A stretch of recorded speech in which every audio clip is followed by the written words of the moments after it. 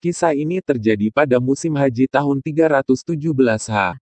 Rombongan haji dari Irak pimpinan Mansur ad-Dailami bertolak menuju Makkah dan sampai dalam keadaan selamat. Namun, tiba-tiba pada hari Tarwiyah, tanggal 8 Zulhijjah, orang-orang Karamitah melakukan huru-hara di Tanah Haram. Sekte ini dipimpin Sulaiman bin Abu Said al-Husain al-Janabi yang lebih dikenal sebagai Abu Tahir. Tokoh inilah yang sering disebut sebagai pendiri sejati Daulah Karamitah dan yang mengendalikan setiap aturan dalam daulah. Mereka merampok harta jamaah haji lalu membunuhnya. Puluhan ribu jamaah haji tewas. Ada yang menyebut 30.000 orang jamaah haji. Namun, sebagian ahli sejarah mencatat, pada peristiwa itu, Karamitah telah membunuh 100.000 jamaah haji. Pembantaian itu dilakukan di dekat Ka'bah. Abu Tahir berdiri di pintu Ka'bah dengan pengawalan ketat menyaksikan pedang-pedang pengikutnya merajalela, menyudahi nyawa-nyawa manusia. Dengan congkaknya ia berkata, "Saya dengan Allah dan Allah bersama saya. Dialah yang menciptakan makhluk-makhluk. Dan sayalah yang akan membinasakan mereka." Para jamaah berlarian mencoba menyelamatkan diri. Sebagian berpegangan ke lampu Ka'bah. Namun, mereka tak bisa selamat. Pedang-pedang kaum Karamitah menebasnya. Orang-orang yang sedang tawaf, tidak luput dari pedang-pedang mereka, termasuk di dalamnya sebagian ulama ahli hadis. Usai menuntaskan kejahatannya yang tidak terkira terhadap para jamaah haji, Abu Tahir memerintahkan pasukannya mengubur jasad korban keganasannya tersebut ke dalam sumur Zam-Zam. Sebagian lainnya, dikubur di Tanah Haram dan di lokasi Masjidil Haram. Kubah sumur Zam-Zam ia hancurkan. Dia juga memerintahkan agar pintu Ka'bah dicopot dan melepas kiswahnya. Selanjutnya, ia merobek-robeknya di hadapan para pengikutnya. Dia meminta kepada salah seorang pengikutnya untuk naik ke atas Ka'bah dan mencabut talang Ka'bah.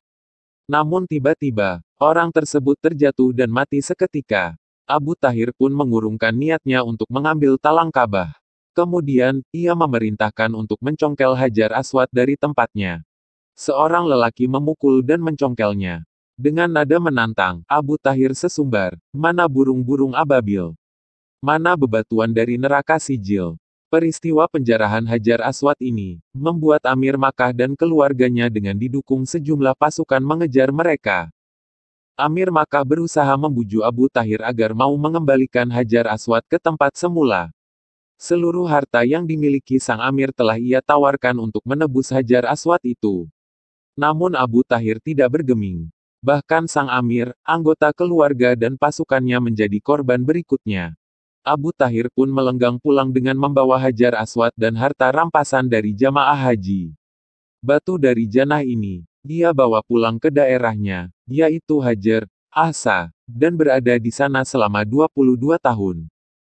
Yahudi tukang emas. Menurut Al-Hafiz Ibnu Katsir, golongan Karamitah membabi buta semacam itu, karena mereka sebenarnya kufar zanadikah. Mereka berafiliasi kepada rezim Fatimiyun yang telah menancapkan hegemoninya pada tahun-tahun itu di wilayah Afrika. Pemimpin mereka bergelar Al-Mahdi, yaitu Abu Muhammad, Ubaidillah bin Maimun Al-Qadah. Sebelumnya ia seorang Yahudi, yang berprofesi sebagai tukang emas. Lantas, mengaku telah masuk Islam, dan mengklaim berasal dari kalangan syarif keturunan Nabi Muhammad.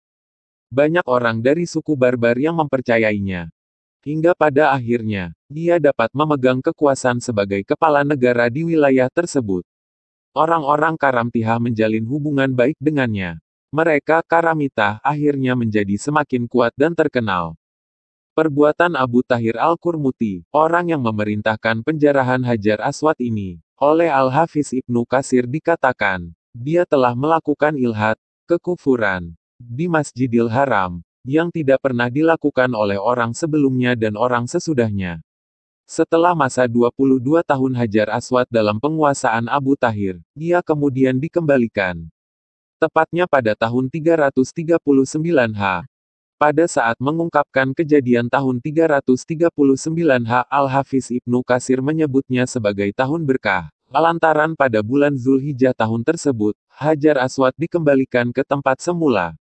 Peristiwa kembalinya Hajar Aswad sangat menggembirakan segenap kaum muslimin. Pasalnya, berbagai usaha dan upaya untuk mengembalikannya sudah dilakukan. Amir Bajkam Turki pernah menawarkan 50.000 dinar sebagai tebusan Hajar Aswad.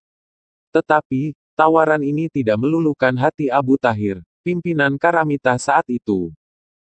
Kaum Karamitah ini berkilah. Kami mengambil batu ini berdasarkan perintah, dan akan mengembalikannya berdasarkan perintah orang yang bersangkutan.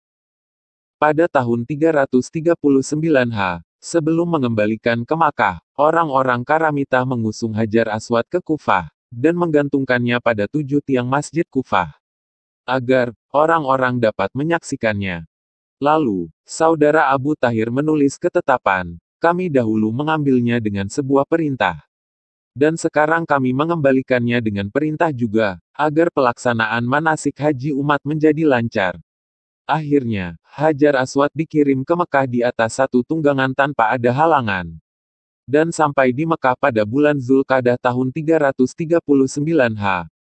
Dikisahkan oleh sebagian orang, bahwa pada saat penjarahan Hajar Aswad, orang-orang Karamitah terpaksa mengangkut Hajar Aswad di atas beberapa unta. Punuk-punuk unta sampai terluka dan mengeluarkan nanah. Tetapi, saat dikembalikan hanya membutuhkan satu tunggangan saja, tanpa terjadi hal-hal aneh dalam perjalanan.